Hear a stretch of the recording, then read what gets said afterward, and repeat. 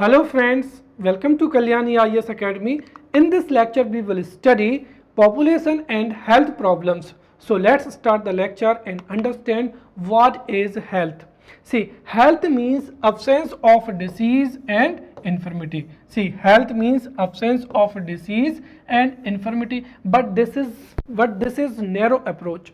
In broad sense we can say that we are healthy, right? We are healthy if our body possesses the balance of all the components, elements and chemical reactions within it.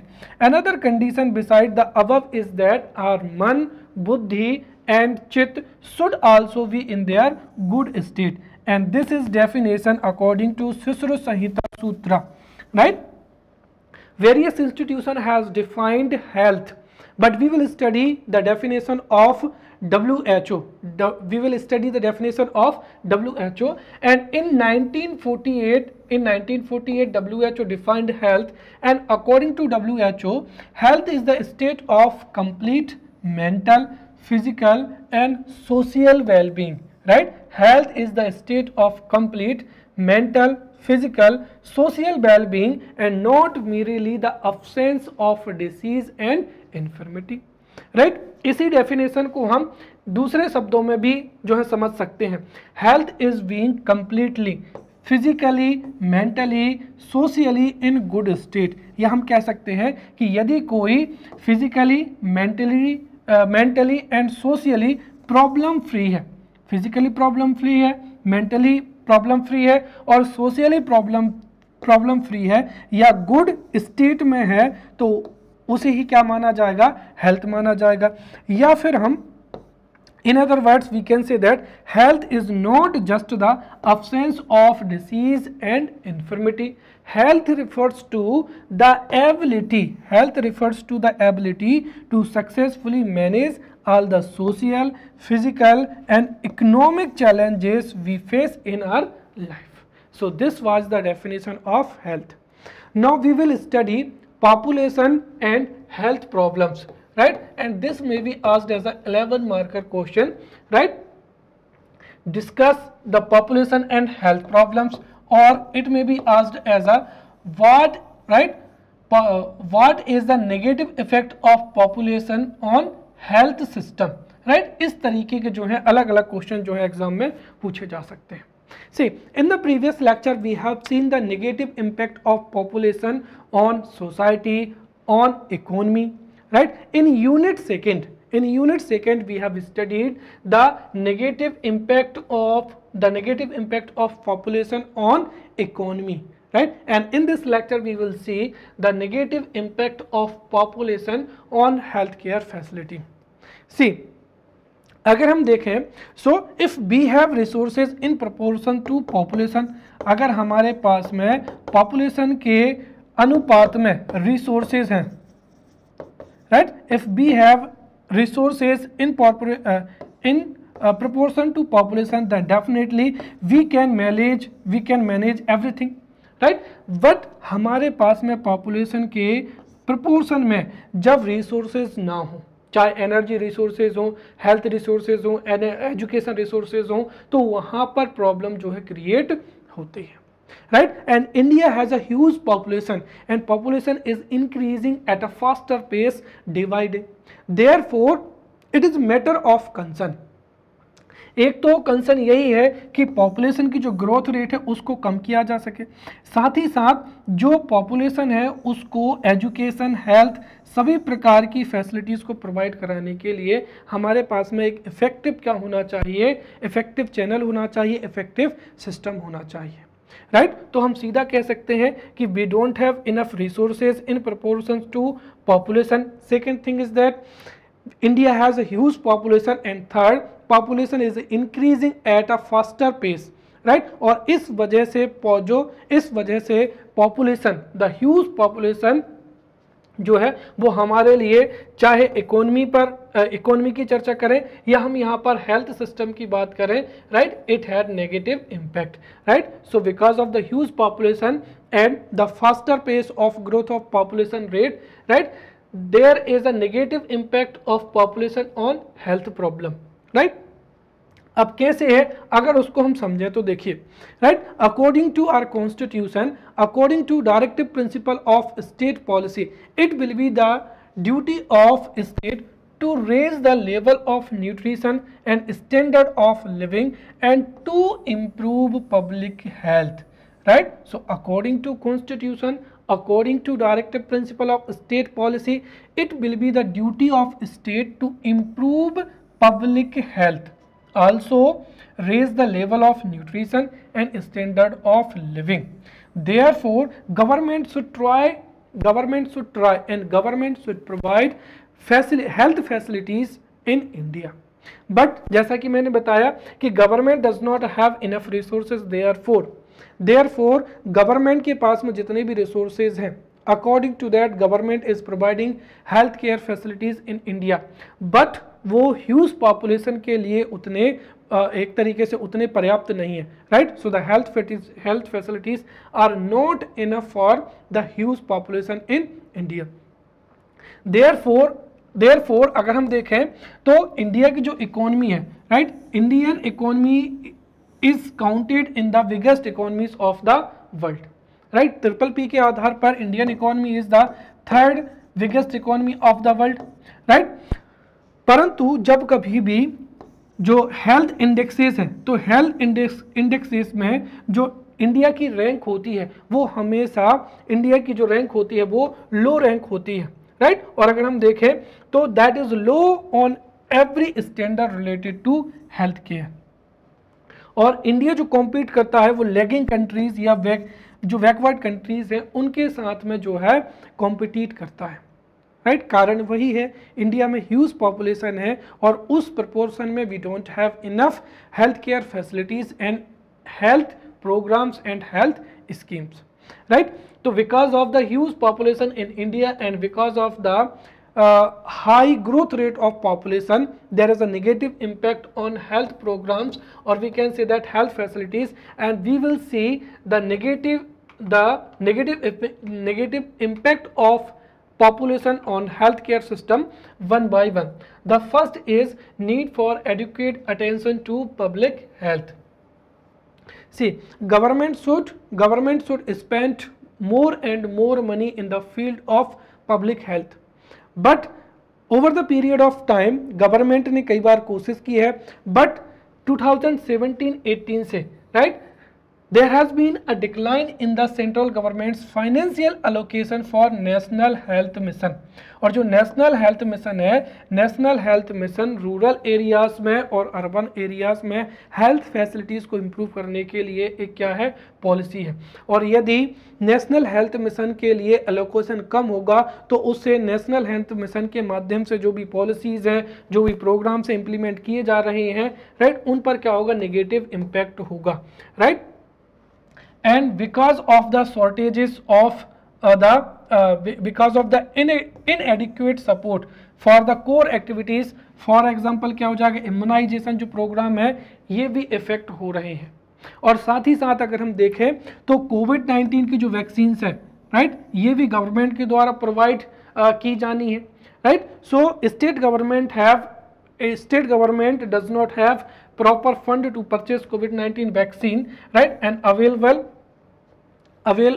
for the masses, right? वही अगर हम देखें तो जो condition of national urban health mission हो या condition of national rural health mission हो remains pathetic, right? और उसका कारण क्या है, there is a low allocation, right? The central allocation for national urban health mission is 1000 crore, right? और जो कि अगर हम काउंट करें तो Rs 2 rupees per urban Indian per month, तो मतलब एक व्यक्ति के लिए कितना आ रहा है अलोकेशन, ₹2 का अलोकेशन हो रहा है, राइट? तो कुल मिलाकर जो गवर्नमेंट का अलोकेशन है वो बहुत ही कम है. Therefore need for the adequate attention to the public health, और इसके लिए जो है अलोकेशन को इम्प्रूव होना चाहिए. सेकंड हो जाएगा यहाँ पर low expenditure on health, right? See in India only 1.15% of GDP is spent on health, which is, right, जो कि बहुत ही क्या है, कम है। तो इंडिया अपनी जीडीपी का 1.5% ही हेल्थ पर खर्च करता है, right. And according to new health policy of 2017, 2.5% of the GDP would be spent in the health care system, और ये न्यू हेल्थ पॉलिसी 2017 के अनुसार है। तो न्यू हेल्थ पॉलिसी 2017 के अनुसार टिल, और we can say that by 2025 Indian government would spend 2.5% of the GDP. But अगर हम यहाँ पर यूनिवर्सली या WHO के अनुसार बात करें, so according to WHO 5% of GDP is necessary. तो अगर हम देखें तो जितना WHO ने प्रिस्क्राइब किया है 5% ऑफ जीडीपी, उससे इंडिया जो है अभी आधे से भी आधा जो है स्पेंड कर रहा है, और India is trying to spend 2.5% of GDP, right, by 2025, right. तो इस तरीके से 2025 तक अगर 2.5% भी खर्च होता है तब भी वह प्रिस्क्राइब्ड नॉर्म से क्या होगा, आधा ही होगा, right. Along with this, right, according to data of WHO, the expenditure on health in India is $63 per person. तो $63 पर पर्सन होता है, जो कि बहुत ही क्या है, कम है, which is less than Bhutan and क्या हो जाएगा, श्रीलंका हो जाएगा, right. So in this way we can say that there is a low expenditure on health, right. और इस वजह से ह्यूज पॉपुलेशन के लिए अच्छी हेल्थ फैसिलिटीज जो है प्रोवाइड कराना is a difficult task. Third is prevalence of quacks. See, in India, medical education is very expensive. There is a shortages of doctors, and there is a shortages of hospitals, and maximum hospitals are located in urban areas. Therefore, in rural areas or remote areas, right, remote areas, quacks are prevalent, right. Now understand, quacks कौन होते हैं? See, the doctors who are neither registered with the government nor have a proper degree or any training, right? तो जिन doctor के पास में ना तो degree है और ना ही वे रजिस्टर्ड हैं, उनको क्या बोला जाता है? क्वैक्स बोला जाता है, या झोला चौप डॉक्टर्स बोला जाता है, right. So quacks are prevalent in rural areas, right, and this, or we can say that this culture has negative impact on our healthcare system, because in different news we find that sometimes patient are, right, sometimes जो patient होते हैं उनकी जान भी चली जाती है because of the inappropriate treatment by the quacks. अब quacks के पास में ना तो डिग्री होती है और ना ही they have expertise, but despite this they involve in the treatment of particular patient.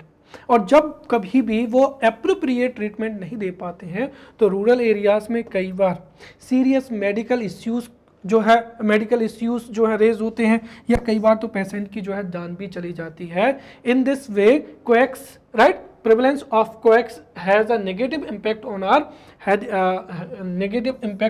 our healthcare facilities. Also अगर हम देखें, so statistics show that more than 50% of the doctors across the country are quacks. तो जो 50% doctors हैं वो quacks हैं, which means that 50% of the doctors of India does not have proper degree or nor they are registered, right? Or this issue is, right, is concern in the rural areas.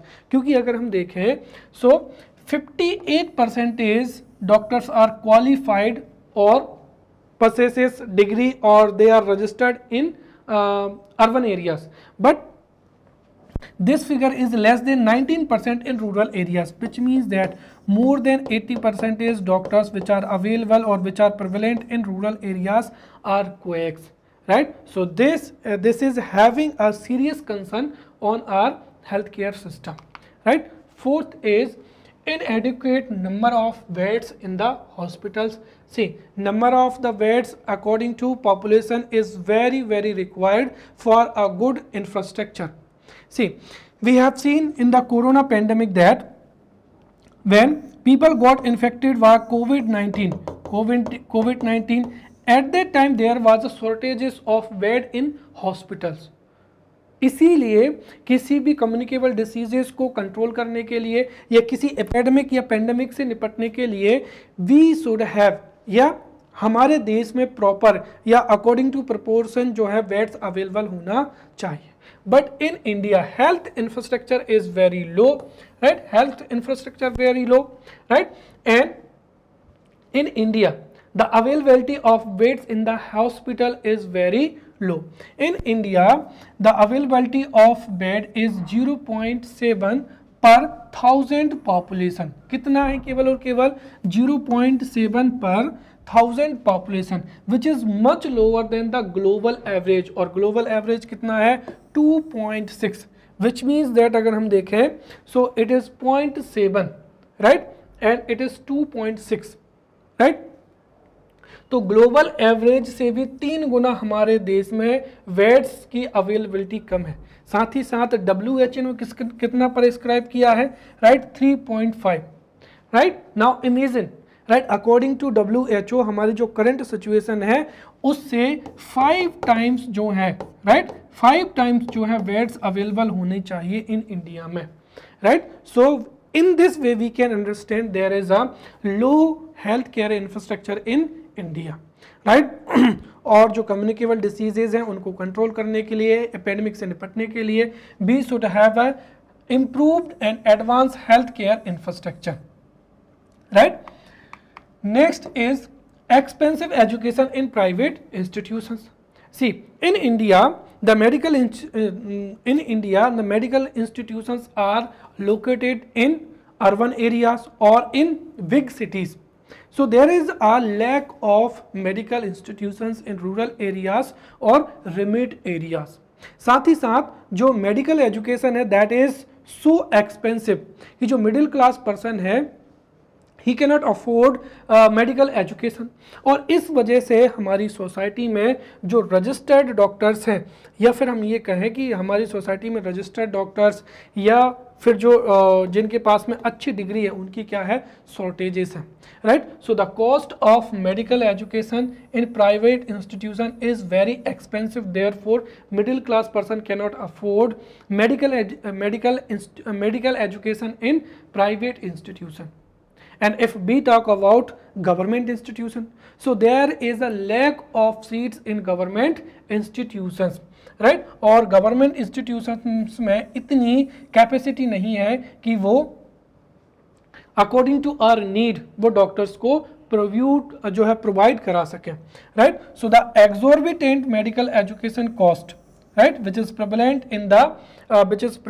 in the medical sector, इस वजह से जो trend doctors हैं, right, या जो highly qualified doctors हैं उनकी availability हमारे देश में क्या है?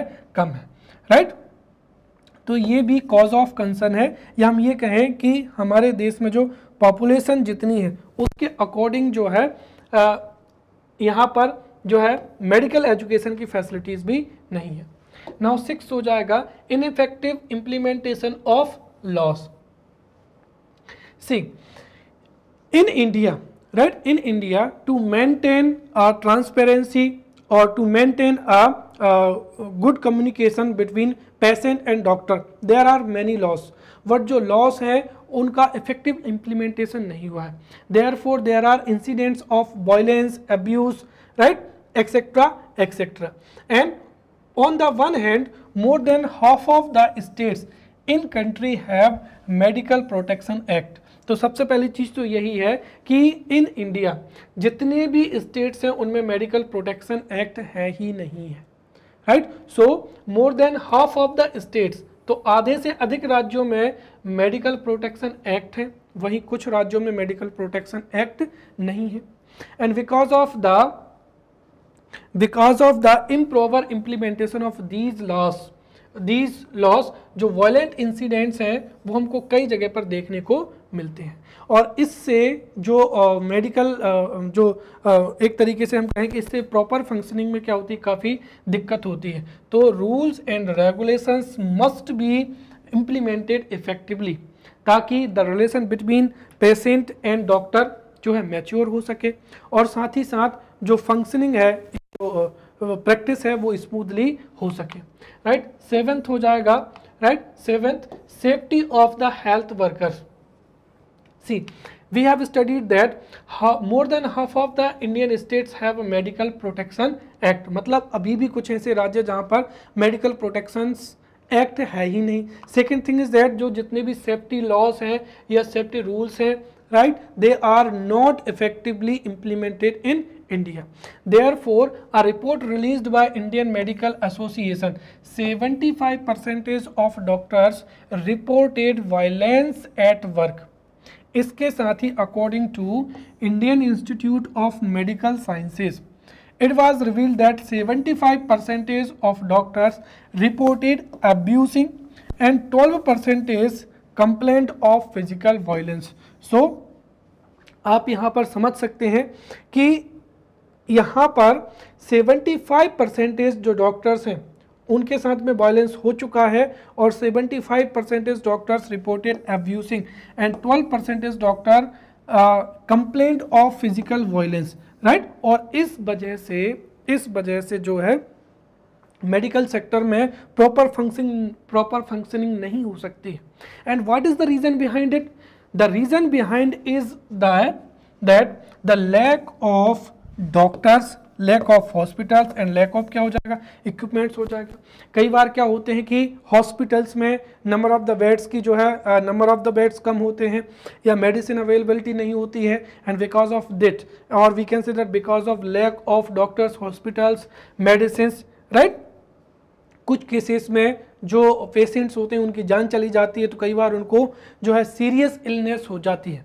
इस वजह से जो वायलेंस एक्टिविटीज़ है, राइट, वो वायलेंस एक्टिविटीज़ हैं जो कि हॉस्पिटल में क्या होती हैं, घटित हो जाती हैं, राइट। तो इसकी वजह से जो है सेफ्टी ऑफ हेल्थ वर्कर्स ये जो है प्रॉपर नहीं है। और इफ़ अगर सेफ्टी प्रॉपर नहीं होगी तो उससे जो टैलेंट है, राइट, मेडिकल सेक्टर में जो टैलेंट है वो एक तरीके से अट्रैक्ट नहीं होगा। देन क्या हो जाएगा, डिक्रीज्ड एफिशिएंसी हो जाएगा, राइट। सी, इंडियन जो डॉक्टर्स हैं वो बहुत ही डिफ़िकल्ट सिचुएशन में और डायर कंडीशंस में वर्क करते हैं because of over crowding of patients, right, inadequate staff, lack of medicine and lack of infrastructure. तो lack of medicine, infrastructure, over crowding, इसकी वजह से जो है डॉक्टर्स को बहुत ज़्यादा काम करना पड़ता है, राइट। और साथ ही साथ अगर हम देखें तो इंडिया में कई डॉक्टर्स जो हैं वो 18 घंटे जो है ड्यूटी करते हैं। और इस वजह से भी अगर हम देखें तो जो एक्सपर्ट डॉक्टर्स होते हैं या जो मेडिकल जो प्रैक्टिशनर्स होते हैं उनकी एफिशिएंसी जो है वो क्या हो रही है, डिक्रीज हो रही है, राइट। एक तरीके से अगर हम देखें तो क्वालिटी जो है कम हो जाती है। नेक्स्ट हो जाएगा मोर वर्कलोड ऑन डॉक्टर्स।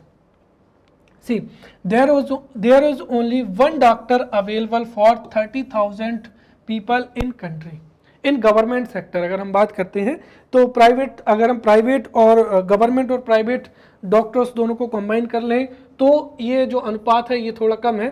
परंतु अगर हम बात करते हैं गवर्नमेंट सेक्टर की, so in government sector there is only one doctor available for 13,000 people in the country, जबकि ग्लोबली जो आइडियल रेशियो वो कितना माना गया है, 1 for 1000, right? And because of this, because of the shortages of doctors and infrastructure, Indian doctors have to perform 18 hours duty, right? और इस वजह से कई डॉक्टर्स को साइकोलॉजिकल डिसीजेज होती हैं, राइट, और उन पर क्या होता है, इनॉर्मस वर्कलोड होता है जिससे उनकी एफिशिएंसी भी डिक्रीज होती है, साथ ही साथ उनको साइकोलॉजिकल डिसीजेज भी होती हैं, and it had a negative impact on our health, right, health sector. Next हो जाएगा regulation of the private sector. See, in India the healthcare facilities are provided mainly by private sector, right? And in corona pandemic it had been proved that many private hospitals provided healthcare facilities, but when a patient hospitalized in private sector he had to pay a huge amount of money, right? या जो diagnostic charges होते हैं, या फिर hospitalisation के जो charges होते हैं, they are very very expensive in private sector, right. तो सीधी सी बात है, right, government hospitals are not available, therefore in compulsion people had to visit the private hospitals. और प्राइवेट हॉस्पिटल्स में डायग्नोस्टिक फीस हो या फिर जो हॉस्पिटलाइजेशन चार्जेस हो या मेडिसिन चार्जेस हो, वो बहुत ही क्या होते हैं, हाई होते हैं। Therefore there is a need to regulate these private sector hospitals, right. इससे एक तो क्या होगा कि जो मेडिकल एक्सपेंडिचर है वो रीजनेबल हो पाएगा, और साथ ही साथ कई बार जो प्राइवेट सेक्टर है उसमें जो इलीगल प्रैक्टिसेस होती हैं that can be also stopped, right. और इसके लिए implementation of clinical establishment registration and regulation जो एक्ट है ये प्रॉपर तरीके से इम्प्लीमेंटेड होना चाहिए। देन क्या हो जाएगा, lack of trust, right. So we have seen there that in India there is a lack of medical infrastructure, then shortages of doctor, therefore there is a huge workload on doctors। और इस वजह से जो violence incidents हैं या violence जो है doctors के अगेंस्ट होता है, therefore there is a lack of trust between doctor and patient, right. और अगर डॉक्टर और पेशेंट में ट्रस्ट कम होगा, so this is the matter of concern. Next हो जाएगा lack of primary health care services, right. So the scope of currently primary health care services, right, वो बहुत ही क्या है, कम है, right. In India rural areas हो चाहे अर्बन एरियाज हो, वहाँ पर प्राइमरी हेल्थ केयर जो है वो बहुत ही कम है, या हम ये कहें कि on a large portion of population there is a single primary health care in remote areas और रूरल एरियाज, राइट। साथ ही साथ where there is a primary health care, और we can see that where there is a primary health centre, वहाँ पर भी proper medicine नहीं होती हैं, राइट, डॉक्टर्स नहीं होते हैं, डॉक्टर्स अपॉइंट ही नहीं होते हैं। साथ ही साथ जो फैसिलिटीज़ हैं वो pregnancy care, early child care और जो है नेशनल हेल्थ प्रोग्राम से ही क्या होती हैं, लिमिटेड होती हैं। So simply we can say that there is a lack of primary health care centres in India, और जो सेंटर्स स्टैब्लिश हैं वहाँ पर there is a lack of infrastructure, doctor, medicine etcetera etcetera, right. Then supply side drawbacks हो जाएंगे, right. तो हमारे India में पुअर क्या है, हेल्थ इंफ्रास्ट्रक्चर है, there is a shortages of doctors, उसके साथ ही जो प्राइमरी हेल्थ केयर सेंटर्स हैं या प्राइमरी जो कम्युनिटी सेंटर्स हैं उन सब में भी क्या है, कमी है। इस वजह से जो है हेल्थ सेक्टर में कई क्या हैं, ड्रॉबैक्स निकल कर आते हैं, right. Next is lack of infrastructure, right. So in India there is a lack of infrastructure according to population. If we talk about beds, तो हमारे देश में जो बेड्स हैं उनकी संख्या क्या है, 0.7 पर क्या है, 1000, राइट। तो 1000 पॉपुलेशन पर 0.7 क्या है, बेड की संख्या है, जो कि बहुत ही क्या है, कम है।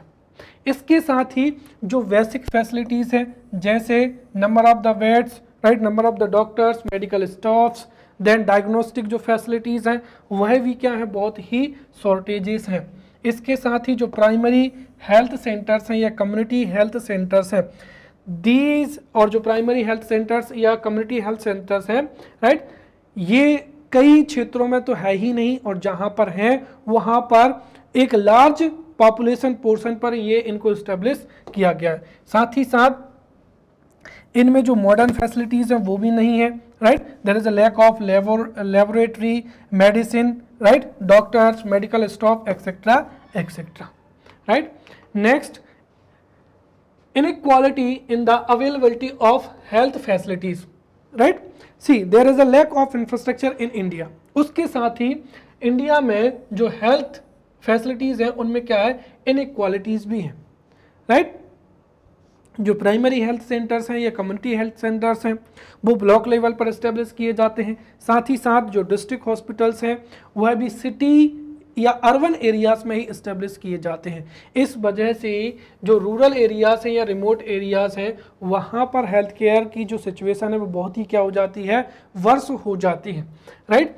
मैक्सिमम हेल्थ केयर फैसिलिटीज़ और health centres are situated in big cities, और वहीं जो रिमोट एरिया है वहाँ पर बेसिक हेल्थ फैसिलिटीज़ भी अवेलेबल नहीं है। Therefore, there is an inequality in the availability of health facilities. Then lack of doctor, right? In India, 10,41,095, 10,41,095 is the number of registered doctors, right? According to Medical Council of India at the end of December 2017, right? और हमारे देश की population कितनी है, right? 1 अरब 30 crore approximately, right. So सिंपली हम इससे ये अंदाजा लगा सकते हैं कि there is 1 doctor available for 13, right, 1300। तो यहाँ पर अगर हम देखें तो जो WHO का है, WHO का जो है, WHO के अनुसार there should be 1 doctor on 1000 क्या होना चाहिए, 1000 पॉपुलेशन होना चाहिए। और इंडिया में क्या है, there is 1 doctor available for 1300। But यहाँ पर बात ये है कि ये जो है ये किसकी संख्या है, ये private as well as government दोनों डॉक्टर्स की संख्या है। तो इंडिया में 10,41,095 ये वो संख्या है जो कि प्राइवेट डॉक्टर्स और गवर्नमेंट डॉक्टर्स दोनों की है। अगर हम यहाँ पर रियलिटी की बात करें तो रियलिटी ये है कि देयर आर ओनली 41,969, राइट। जो 14,969 जो है ये गवर्नमेंट डॉक्टर्स हैं, right. So 40,961 are working in the government sector. और अगर हम इस तरीके से निकालें तो आप पाएंगे कि 13,000। तो इस तरीके से अगर हम देखें तो हमारी इंडिया में जो गवर्नमेंट डॉक्टर्स हैं, तो there is 1 doctor employed in government sector over 13,000 people, right? इसके साथ ही अगर हम देखें तो जो 85% जो डॉक्टर है they are employed in private sector। इसके साथ ही जो फार्मासिस्ट हैं उनकी संख्या भी क्या है, बहुत ही कम है। नेक्स्ट हो जाएगा non availability of specialist doctors in community health care center. See, in India, community health center and primary health centers have been established by government of India. वहीं अगर हम देखें तो जो community health center है उनमें 4 स्पेशलिस्ट होना चाहिए, but there was a shortage of 81.6% the requirement of specialist doctors। तो जितने भी जो कम्युनिटी हेल्थ सेंटर हैं उनमें 81% में जो है स्पेशलिस्ट की क्या है, शॉर्टेजेस है। जैसे अगर हम देखें तो 86.5% ऑफ द सर्जन्स, तो 86% जो कम्युनिटी हेल्थ सेंटर हैं उनमें 86% तो जो सर्जन्स हैं ही नहीं। साथ ही 74.1% ऑफ ऑब्स्टेट्रियंस एंड गायकोनोलॉजिस्ट हो जाएगा।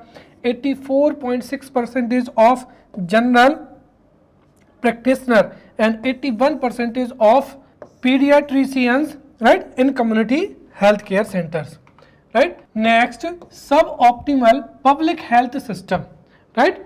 सो देखिए डॉक्टर की शॉर्टेज के साथ साथ ही जो अदर कैटेगरी मेडिकल पर्सनल है, राइट, तो जो अदर कैटेगरी मेडिकल पर्सनल हैं उनकी भी हमारे देश में बहुत ही ज़्यादा कमी है, right. For an example 10,000 ANMs के साथ ही पब्लिक हेल्थ, राइट, जो वीमेन हेल्थ वर्कर हैं उनकी रिक्वायरमेंट।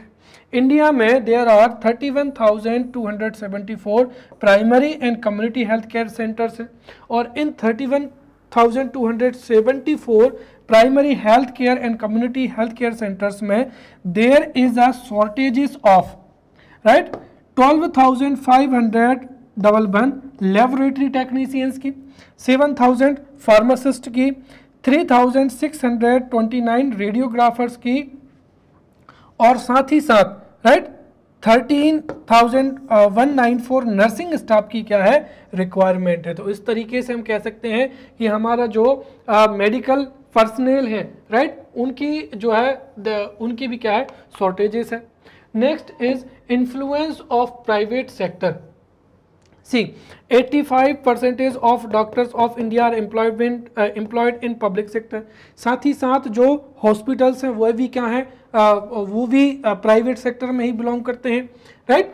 इसके साथ ही अगर हम देखें तो जो एलोपैथिक प्रैक्टिस नर्स है, राइट, उनकी भी जो संख्या है वो प्राइवेट सेक्टर में ही जाता है, राइट। तो कुल मिलाकर अगर हम देखें तो हमारे देश में जो हेल्थ केयर सिस्टम है उसमें चाहे डॉक्टर्स हो चाहे मेडिकल फैसिलिटीज़ हो, that are being provided by the private sector, right. तो इस वजह से मेडिकल सेक्टर में प्राइवेट जो है प्राइवेट सेक्टर का क्या है, इन्फ्लुएंस है। और प्राइवेट सेक्टर का इन्फ्लुएंस रहेगा तो जाहिर सी बात है उससे जो मिडिल क्लास लोग होंगे, राइट, मिडिल क्लास या जो लो स्ट्राटा ऑफ पीपल हैं, राइट, उनको काफ़ी सारी क्या होंगी, डिफिकल्टीज जाएंगी। नेक्स्ट हो जाएगा presence of infectious and non communicable diseases, right. So India में कई नॉन कम्युनिकेबल डिसीजेज हैं, राइट। जैसे अगर हम देखें तो कार्डियोवैस्कुलर डिसीजेज हो जाएंगी, राइट। तो जो कार्डियोवैस्कुलर डिसीजेज जो हैं हमारी इंडिया में क्या है, प्रिवलेंट है, right. 1 out of every 4 Indians die of cardiovascular diseases हो जाएगा। इसके साथ ही काला जार है, मलेरिया है, TB, cancer etcetera are non communicable diseases are prevalent in India, जिनको कंट्रोल करने के लिए, इराडिकेशन के लिए हमारे पास में इनफ जो है मेडिकल इंफ्रास्ट्रक्चर नहीं है। साथ ही साथ इंडिया में मानसून आने की वजह से कई जो मानसूनी डिसीजेज हैं वो भी प्रिवलेंट हो जाती हैं, जैसे क्या हो जाएगा, मलेरिया हो जाएगा, राइट। तो इसके साथ ही अगर हम देखें तो जैसे क्या हो जाएगा, कोविड-19 हो जाएगा, राइट। तो कोविड-19 जैसे जो पेंडेमिक है, राइट, उनसे भी जो है कई लोगों की जो है डेथ हो रही है, राइट। तो एक तरीके से कई इन्फेक्टियस और जो नॉन कम्युनिकेबल डिसीजेस इंडिया में प्रिवलेंट है, इसकी वजह से जो है there is a huge negative impact on health care facilities, या हम कहें कि पॉपुलेशन पर इसका नेगेटिव इफेक्ट होता है। Then high birth and death rate, right. तो जो MMR है या IMR है, बर्थ रेट हो या डेथ रेट हो, ये किसी भी देश के जो है मेडिकल इंफ्रास्ट्रक्चर की सिचुएशन के बारे में बताते हैं। और अगर हम बात करें इंडिया की तो इन्फेंट मोर्टिलिटी रेट या IMR जो है इंडिया में कितनी है, 32 है, और मध्य प्रदेश में कितनी है, 48 है। तो मध्य प्रदेश में अगर हम देखें तो हमारे देश में सबसे ज़्यादा जो IMR है वो कहाँ पर है, मध्य प्रदेश में है, और जो कि कितनी है, 48 है, और इंडिया में कितनी है, 32 है, विच इज़ वेरी हाई। उसके साथ ही MMR मदर मोर्टिलिटी रेट कितनी है, इंडिया में 113 है, जो कि मध्य प्रदेश में कितनी है, 173 है। और न्यू हेल्थ पॉलिसी 2017 के अनुसार इस MMR को 100 तक जो है लेकर आना है। साथ ही अगर हम देखें तो इंडिया में जो सेक्स रेशियो है वो भी क्या है, बहुत ही ज़्यादा कम है या पैथेटिक है, right. For an example 0 to 6 year का जो सेक्स रेशियो है that is 919 in India and 918 in Madhya Pradesh, right. So इस तरीके से जो है हमने इंडिया में पॉपुलेशन के साथ में, right, we have seen population and health problems in India. तो जो जितनी भी हेल्थ प्रॉब्लम्स थी we have studied in depth, right. Now we will see the achievements of India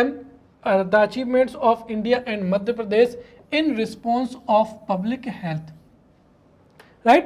See, we have seen that there is shortages of doctors, medical infrastructure, and there are many problems in health sector.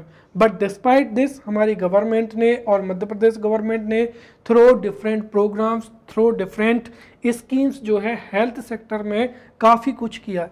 तो इससे जो है positive question भी पूछा जा सकता है, right. और यहाँ से 5 मार्कर क्वेश्चन पूछा जा सकता है, achievements of India and Madhya Pradesh in respect of public health. So we will see achievements. The first क्या है कि Indian government and Madhya Pradesh government is providing medical services through primary and community health care centers, और in primary and community health care centres के माध्यम से जो है rural areas में और विलेज एरियाज़ में जो है हेल्थ फैसिलिटीज़ जो है प्रोवाइड कराई जा रही हैं। Then initiatives of government for eradication and control of 14 diseases, तो जो 14 डिसीजेज हैं उनको इराडिकेशन के लिए प्रोग्राम लॉन्च किए गए हैं, जैसे malaria, right, national malaria eradication programme, then tuberculosis and kalajar eradication program. Then there is availability of medical services in remote area and rural area as well. Implementation of various health related schemes and programs, for an example free medicine delivery. Then control in infant mortality rate and mother mortality rate, female pesticide, इनको भी जो है हमने काफ़ी हद तक जो है कंट्रोल किया है। Then control of various dangerous diseases like smallpox, right, cholera, polio, इनको भी जैसे जो पोलियो है हम उसको इराडिकेट कर चुके हैं। Then India has been declared free from dangerous diseases like जैसे क्या हो जाएगा, टिटनेस हो जाएगा। Then access to health care facilities हो जाएगा। Then facilities like transport and क्या हो जाएगा, communication हो जाएगा, राइट, जैसे क्या हो जाएगा संजीवनी 108 और इसके माध्यम से जो है व्हीकल प्रोवाइड कराया जाता है। Then presence of hospitals like जैसे क्या हो जाएगा अपोलो हो जाएगा, और presence of institution like IIM हो जाएगा। तो ये इंडिया के हेल्थ केयर की क्या है फैसिलिटीज़ है। इनके अलावा भी क्या हो जाएगा adoption of modern medicine, then promotion of AYUSH system, right, जो एलोपैथिक सिस्टम है उसके ऑब्जेक्टिव के तौर पर Indian government is promoting AYUSH system of medicine. Then health related departments और जो पॉलिसीज़ हैं वो एग्जीक्यूट की जा रही हैं, राइट।